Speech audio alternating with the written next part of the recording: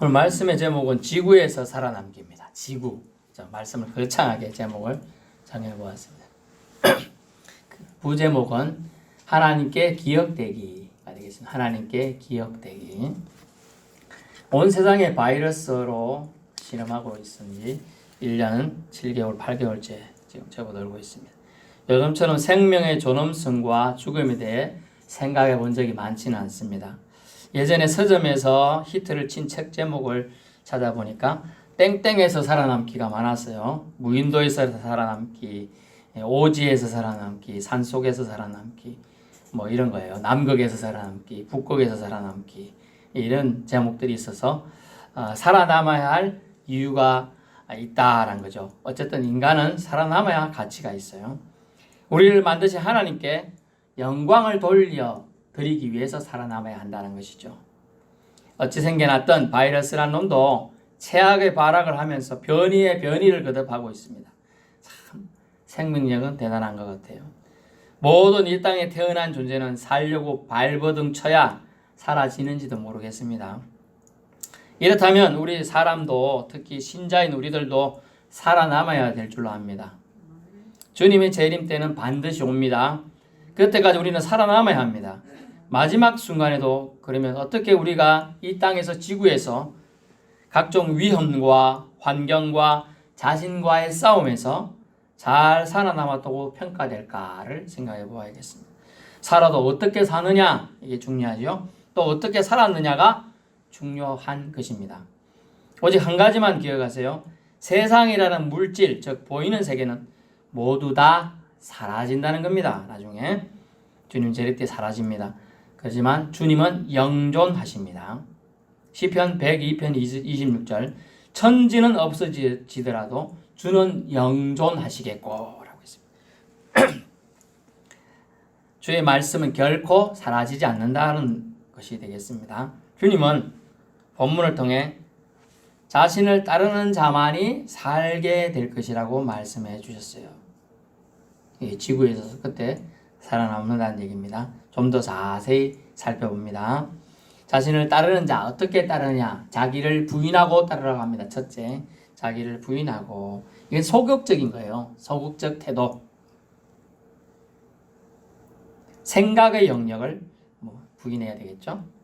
자기 생각, 욕심 등 자기 중심적인 생활 태도를 버리고 자신을 예수님의 교훈과 삶에 일치시키는 것을 자기를 부인한다라고 우리는 이해해야 할 것입니다. 예수님의 교훈이 무엇이 있죠? 대표적인 거 기억하면 하나님 사랑해라, 이웃을 사랑해라. 이것이 너희가 이같이 하면 내 제자가 된다라고 말한 것입니다. 또 마지막 마태복음 28장 19절 20절에는 뭐라고 나옵니까? 너희는 각 족속으로 제자를 삼고 세례를 베풀어 주라. 그러면 그들에게 또 내가 너희 가르친 것을 가르쳐서 지키게 해라. 이것이 예수님의 교훈이고 삶입니다. 그래서 예수님의 교훈을 기억하는 것 중요하죠.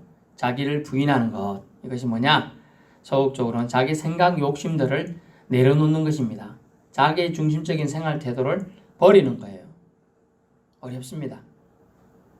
여러분, 잠 하나 생각해볼게요. 잠. 저도 예전에 공부를 이제 좀 많이 하다 보니까 내일 중요한 시험이 있었습니다. 그러면 최소 12시, 밤 12시 전에는 자야 된다 생각하고 누웠습니다. 그래서 잠이 갈수록 내일 시험 봐야 되는데 어떻게 봐야 돼? 이번 시험은 잘 봐야 되겠다 생각하고 하니까 잠이 더 깊게 안 들고 자야 되는데 잠이 안 와요. 눈만 초롱초롱해요. 그래서 스트레스는 너무 쌓여죠. 자야지 내일 시험, 맑은 정신으로 시험 치는데 미치고 뜬 눈으로 시험 치러 간 적이 있어요. 여러분, 잠만 생각해보세요. 잠을 스스로 잘 수 있다고 생각하십니까? 아니에요. 여러분, 이게 큰 오류예요. 자기가 잠 하나도 스스로 통제할 수가 없대요. 결국은 자기를 부인한다는 말은 어떤 이들은 그렇다고요. 자기 통제권을 부인하는 거다. 내가 나를 통제할 수 있다고 생각하는 것 자체를 내려놔야 되는 거예요. 내가 내 자신을 통제할 수 있다. 그걸 내려놓는 거라고 말하기도 합니다. 저 그 말이 이해가 가는 거예요. 잠도 내가 하나 통제 못하는데 자고 싶을 때 자는데 아이고 저는요 머리에 베개만 대면 그냥 잡니다. 엄청나게 알고 보면 복이에요. 잠자는 거 하나도 잘 안 될 때가 많습니다. 자기를 부인한다. 즉 영어로는 denial 또는 deni라는 단어를 쓰는데요. 죄성에 기인된 것, 모든 것을 거절한다는 거예요. 거절. 죄성에 기인된 것. 결국 예수님 만나기 전에 비롯된 잘못된 습관들을 고쳐야 된다는 거죠. 결국 거듭나야 한다는 얘기가 되겠습니다. 내 인생의 중심의 운전대를 주님께 맡겨야 해요. 그래야 우리가 거듭날 수가 있죠. 자기를 부인할 수가 있는 겁니다. 여러분은 주님의 몸값으로 산바된 존재인 줄 깨달을 수 있기를 축원합니다. 여러분은 주님의 몸값으로 사신 바가 되었어요. 그러므로 여러분 자기를 부인해야 돼요. 여러분이 예전에 있던 죄성에서 떠나야 한다는 거죠. 죄성에서. 자기를 부인한다는 것은 소극적으로는 태도로 보이지만은 생각의 영역을 이제 내려놓아야 돼요. 나 중심에서 하나님 중심으로 바꾸어야 한다는 것입니다. 통제권, 내가 나를 스스로 통제할 수 있다는 생각도 내려놔야 돼요. 또 욕심에 기인한 것들 다 내려놓아야 합니다. 두 번째는요, 날마다 자기 십자가를 지라고 합니다. 예수님을 따르는 자만이 마지막 날에 우리는 지구에서 살아남을 수 있어요. 온 세상 땅은 심지어 다 체질이 풀어지고 없어진다고 합니다. 녹아 없어져요. 그런데 말씀은, 주님은 영존하신다. 주님의 말씀이신 주님은 영존해요. 그리고 주님의 말씀은 살아남아요. 그 말씀이 뭐냐? 예수님을 따르라는 거였어요. 예수님을 따르는 자는 산다는 거예요. 어떻게 따라야 되냐? 두 번째, 날마다 자기 십자가를 지고 따르라고 합니다. 적극적인 태도가 되겠습니다. 행동 영역이에요. 실천 영역이죠. 순종의 영역입니다. 너 아빠 사랑하지? 예, 사랑합니다. 그럼 너 내 말을 따라야 한다? 예. 너 곧장 오늘 학교 끝나면 집에 바로 와? 왜요? 그러면 좋은 게 있어. 대답은 예 했습니다. 곧장 집에 안 왔습니다. 집에 오니까 아무도 없어요. 가족여행 떠난 거예요. 보통 가족은 안 떠나지만 시간이 딱 되고 비행기 여행표가 다 됐으면 떠날 수도 있겠죠. 그런 일이 생길 수 있다는 거예요. 순종 영역은 예 하고 끝난 게 아니고 와야 되는 거예요. 곧장 집에 가야 되는 거예요. 다시 말합니다. 날마다 자기 십자가를 지라고 했어요. 매일 매순간. 여기에 누가복음에는 날마다가 추가되어 있어요. 다른 데는 날마다라는 말은 사실 뺐어요. 하지만 누가 의사의 시각에서 보고 똑똑한 그 당시 제자들 중에서 좀 똑똑한 사람의 시각에 보면 날마다 십자가를 져야 한다. 이유를 설명해 드리겠습니다. 사도 바울은 말합니다. 나는 날마다 죽노라 하면서 갈라디아서 2장 20절에도 자기 자신을 십자가에 쳐서 복종하고 나는 나 자신이 십자가에 날마다 죽노라고 고백합니다. 자기 자신을 날마다 십자가 앞에서 죽음을 택하는 거예요. 예수님은 자신을 따르려는 길은 어렵고 힘든 길이며 심지어 목숨까지도 내놓아야 될 각오를 해야 된다라고 말하고 있습니다. 예수님은 하나님 아버지께서 우리에게 보내신 보혜사예요, 사실은. 근데 예수님은 말씀이신 보혜사는 뭐냐 하면 우리를 인도하시고 대장이 되어서 목자가 돼가지고 우리는 어린 양인데 매 하면 양들아 따라오라 하면 따라가는 거죠. 인도에서 앞장서서 다 문제를 해결해 주시는 분이 예수님이에요. 보혜사예요. 그런데 예수님이 부활 성천하시고 보내신다는 보혜사는 또 다른 보혜사로 표현이 되고 있고, 잘 들어보셔요. 또 다른 보혜사예요. 근데 이 또 다른 보혜사, 이 성령님, 즉 오늘 우리가 말한 성령님은 어떤 역할을 하시느냐 하면 돕는 자예요. 돕는 자. 앞서서 인도해서 끌고 가는 게 사실 아니에요. 엄격히 말하면. 그 역할은 예수님이 이미 하셨어. 십자가에서 죽으시고. 지금은 옆에서 도와줘. 격려해줘. 위로해줘. 상처받은 자 보듬어줘. 지금 그러면서 또 다른 보혜사를 우리에게 주셨는데 그 성령님은 우리를 어떻게 하느냐? 우리가 어떤 결정을 하면 그것을 도와주는 거예요. 자, 자기 십자가를 져야 돼. 근데 지려고 하고 보니까 십자가를 삶의 매 순간마다 지고 가야 하는 삶을 날마다 자기 십자가를 진다고 하는데 하루 이틀 지다가 보니까 피곤해. 이제 내려놔야겠어. 지기 싫어. 또 지고 가니까 누가 쳐다보고 이래. 니 그거 말라고 지고 가노 하고 손가락질을 해. 지지 말까? 또 지고 가는데 누가 야 오늘 그거 지고 가면 밥이 나오냐 떡이 나오냐 이래 누가. 귀에서 들려요. 재물의 유혹. 밥이 나오냐 떡이 나오냐. 그거 지고 가면 누가 무슨 시장 자리라도 준다더냐 하고 명예의 유혹도 합니다. 이런 유혹들이 들리는 거예요. 그래 날마다 지고 가기가 어려운 거예요 사실은.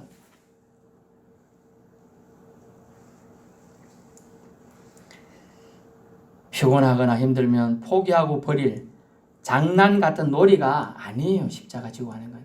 십자가 예수님 왜 지고 갔지요? 죽으려고요. 그죠? 저와 여러분이 죄를 대신 져서 죽으려고 지고 가는 거예요. 날마다 자기 십자가를 지고 가요. 우리도 왜 지고 가야 돼요? 죽으려고. 여기에 역설이 있는 거예요. 엄청난 비밀이 숨겨져 있는 겁니다. 여러분이 삶의 순간순간마다 죽어야 한다는 거예요. 얼마나 어려운 진리가 있는지 몰라요. 목걸이 십자가 걸고 자랑하고 댕길 게 아니에요. 이 말씀은 그리스도와 그의 왕국을 첫째로 삼기로 선택한 자들이 겪어야 될 고난을 말하는 겁니다. 그리스도와 그의 왕국을 첫째로 삼기로 선택한 자들입니까? 저와 여러분은? 그렇다면 자기 십자가를 지는 결단을 한 자들이고요. 자기 십자가를 지는 자들은 좀 창피해도 어찌해야 될까요? 손해를 받아도 지고 가야 되겠습니까? 내려놓고 도망가야 되겠습니까? 지고 가야 되는 것이 주님 말씀하는 거예요. 힘들다고 십자가를 버릴 자는 날마다 자기 십자가를 지는 자에 해당이 안 되겠습니다. 그래서 성경에는 손으로 말하고 있어요. 10처녀가 있었지만 5처녀는 데려감을 당하고 그 5처녀 데려감을 당하지 못한 처녀들도 다 예수님 믿는다고 자부하던 자들이었습니다. 하나님 믿는다는 자 말하는 자들. 나도 신랑을 기다렸다고 말하던 자들이었어요. 또 새 일꾼에게 불러서 1달란트씩 주고 한 사람도 있어요. 1문화씩 주고 또 10문화씩 주고 뭐 이런 게 있는데 일을 맡깁니다. 그것을 감당할 수가 있는 자도 있고 없는 자도 있지만 아예 하지 않는 거. 하나님 뜻이 아니에요. 지고 가지 않는 거예요. 날마다 자기 십자가를 진다는 의미는요. 남들이 너를 쳐다보는 걸 부끄러워하지 말라는 겁니다. 여러분이 십자가를 지고 가는데 남들 다 쳐다보겠죠? 요만한 십자가 지고 가면 그냥 웃겨서 안 볼 수도 있어요. 근데 얼마나 이거 한 10배까지는 안 돼도 한 5배만 돼도 질질 끌고 가야 되잖아요. 자기를 매달 십자가를 끌고 가니까 다 쳐다보겠죠. 구경거리가 되는 거예요. 오늘 지금 폭우가 왔다. 비가 많이 왔다. 생각하면 이 자리에 좀 더 많이 왔겠죠. 날 좋으니까 지금 자기 볼일 보러 가는 거예요. 사실은. 그 십자가 지고 가는 날에 십자가 지고 가는 날 비가 폭우처럼 와. 죄인은 죽으러 가니까 십자가 지러 가야죠. 그래도 비가 와도. 구경꾼들은 적겠죠. 비가 많이 오면. 비 맞아가면서 구경 나가는 사람 많지는 않을 거 아니에요. 폭우가 내리는데. 깜깜해. 안 나가요. 근데 날씨가 너무 좋아. 아이고 구경 가자 하고 나오는 거예요. 그러니까 부끄러워요. 창피해요. 내가 예수 믿는 사람들이 뭐라 하는 것 같아. 실제로 뭐라 하는 소리 들려. 남들이 저와 여러분을 예수 믿는다고 쳐다보면서 손가락질하는 것을 부끄러워하지 말라는 거예요. 예수님 믿는다는 것은요. 예수님 때문에 고난 받는다는 것을 부끄러워하지 말라는 거예요. 예전에는요. 제가 중고등학교 때까지 성경책이 있었습니다. 성경책. 교회 갈 때는 이제 교회 요즘에는 성경책이 많으니까 놔두고 비치해 두고 옛날에 성경이 귀했어요. 그죠? 저도 옛날에 군대 제대하고 처음 성경을 25,000원 주고 샀는데 너무 소중하더라고요. 그래서 성경을 맨날 들고 다니잖아요. 여기 딱 끼고, 그죠? 근데 이게 끼고 다니는 사람은 용감한 사람이에요. 좀 부끄러워서 어쨌어요? 이제 가방에 넣어요. 가방에. 딴 데 가는 것처럼 하면서 그래요. 저도 옛날에 가방에 넣으니까 너 어디 가나 안 묻더라고. 근데 성경책 들고 가면 너 교회 가나?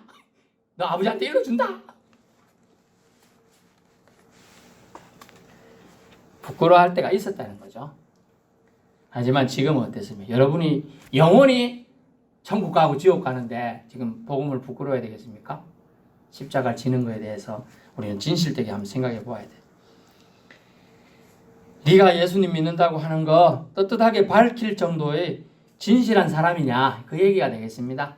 저와 여러분이 십자가를 지고 가는 걸 떳떳하게 말할 수 있는 진실한 사람이냐.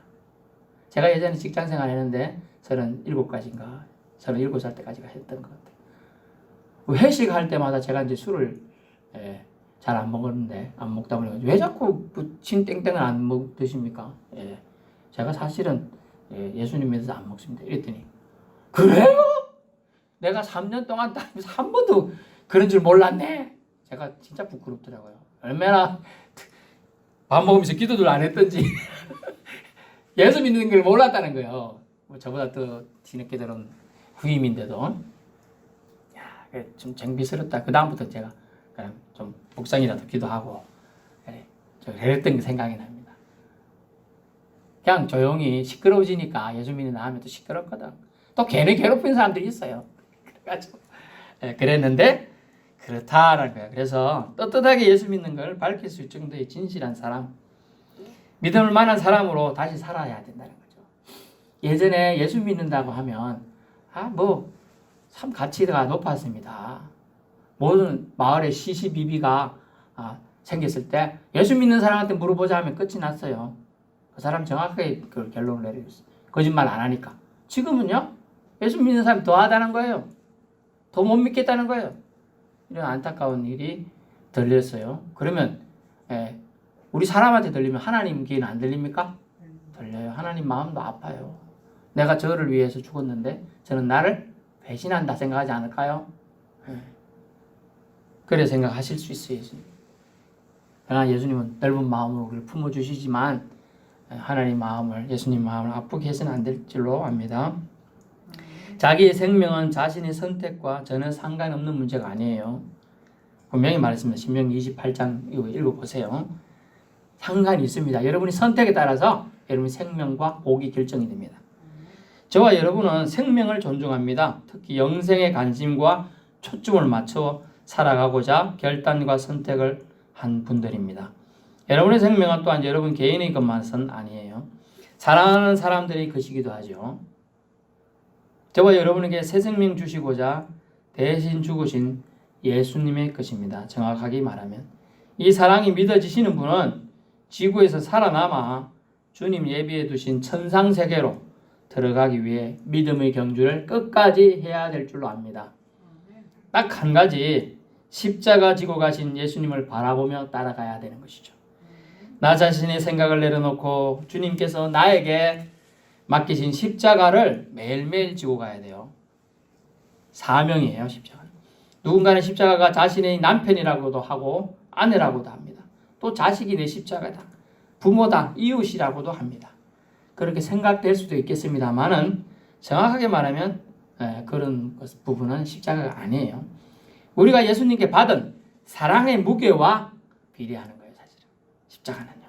받은 사랑, 즉 용서받은 죄가 큰 만큼 십자가는 크고 무거울지 모릅니다.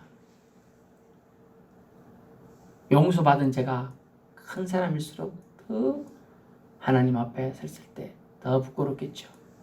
하지만 용서받은 만큼 더 그 사람이 하나님에 대한 사랑도 커진다는 거예요.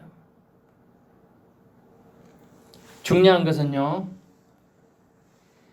무게와 크기가 아니라 매일 지고 가야 한다는 걸 우리는 또 기억해야 하겠습니다. 항공기에서 우리나라 상공에서 땅을 내려다보면요, 밤엔 십자가가 제일 많이 보입니다. 이 말은 주님을 믿고 따르는 교회가 제자가 사람이 세상에 있다는 이야기죠. 세상 끝날까지 남을 것은 십자가입니다. 그래서 십자가 지고 가라 이런 찬양, 또 십자가 그 사랑 멀리 떠나서 무너진 나의 삶 속에 잊혀진 모든 것들이 있어요. 십자가만 기억하면 잊혀진 것들이 기억나는 것이죠. 세상 끝날까지 남을 것은 무엇이라고요? 십자가입니다. 십자가 사랑을 기억하고 주님을 따르는 모든 자들은 하나님 음성에 귀 기울여 순종하여야 할 것입니다.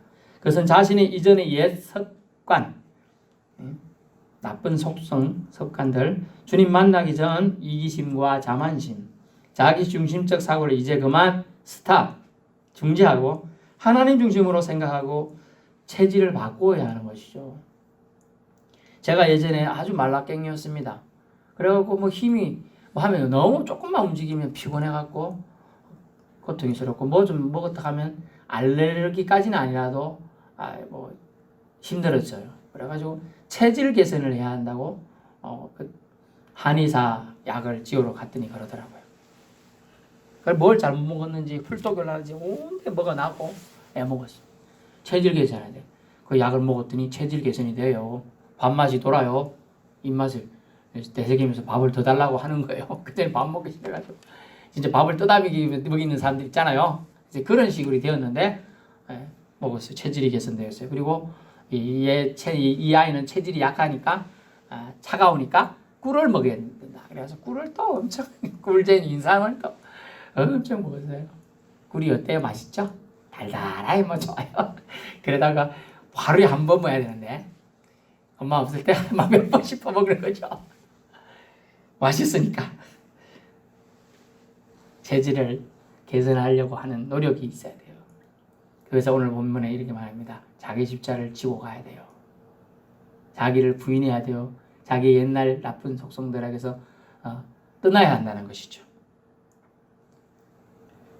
여러분 기억하세요. 하나님 중심으로 우리의 생각을, 체질을 바꾸시기를 축원합니다.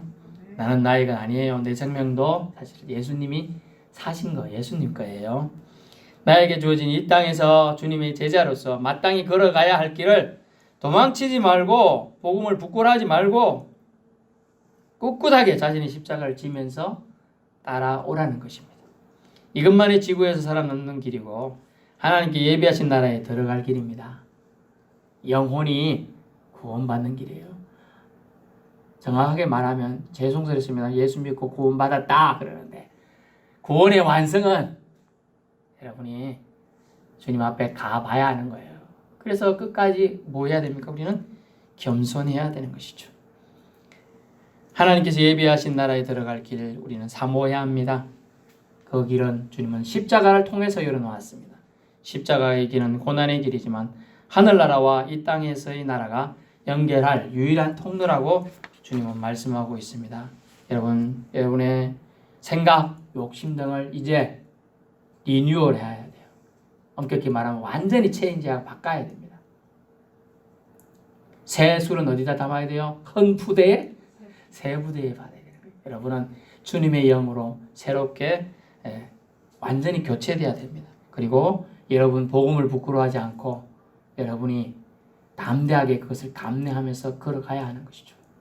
뒤로 숨고 싶을 때 그것은 우리의 숨으려고 하는 속성은 죄입니다. 아담이 범죄했을 때 하나님의 낯을 피해서 숨었던 거죠. 그것은 죄가 주는 거예요. 원래 하나님과 우리 관계는 아주 좋은 관계였어요. 하나님 아버지예요. 우리를 만드신 분이에요. 그분은 우리를 용서하려고 준비하고 있어요. 죄가 그걸 가려서 우리가 죄를 고백하지 못하게 하고 있는 거예요. 여러분 우리는 지구에서 살아남아서 하나님 예비하신 천상세계로 다 들어가기 위해서 하나님 앞에 예수님을 통하여 열어놓으신 십자가의 길, 우리에게 주어진 십자가를 지고 갈 수 있기를 축원합니다. 기도하겠습니다.